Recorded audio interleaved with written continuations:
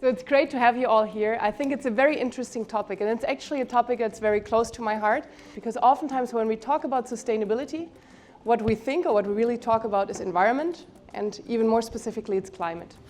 Notwithstanding the importance of addressing all issues of climate, we also want to emphasize the importance of the so-called the neglected middle child of ESG, the social factor. You know, to me, it was incredibly moving to see somebody who had been doing this job for 40 years taste their own work for the first time in their life.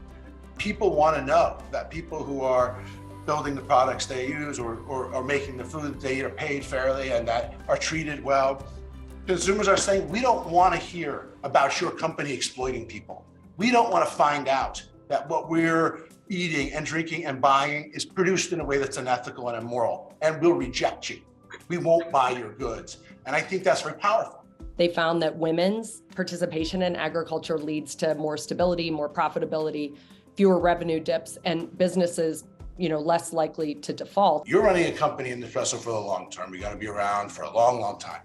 You want to build long-term relationships with your suppliers. You want those communities to thrive. You want the people to be healthy, educated, vibrant, loyal, appreciative, dedicated, and develop an affinity with you and your work so that your workforce is more inspired and dedicated. And in order to do that, you both have to pay people well and fairly.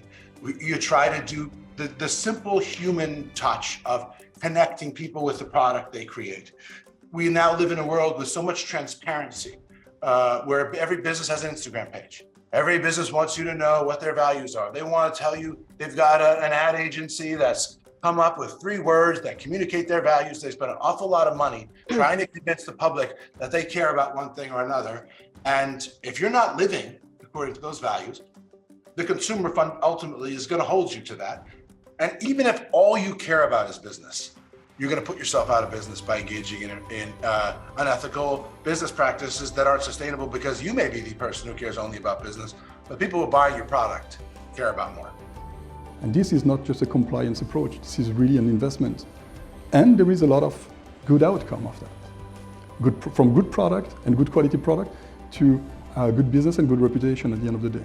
If you put the impact or the purpose in the end game, and you look at the successful business as the enabler, then you can reconnect short-term and long-term. Because you have to be successful in the business if you want to follow your cause or your purpose. Yeah. And if you follow your purpose, you have to think long-term. Mm-hmm. You have to be able to take risks. You have to be able to fail. Thank you. Thanks, guys. Thank you.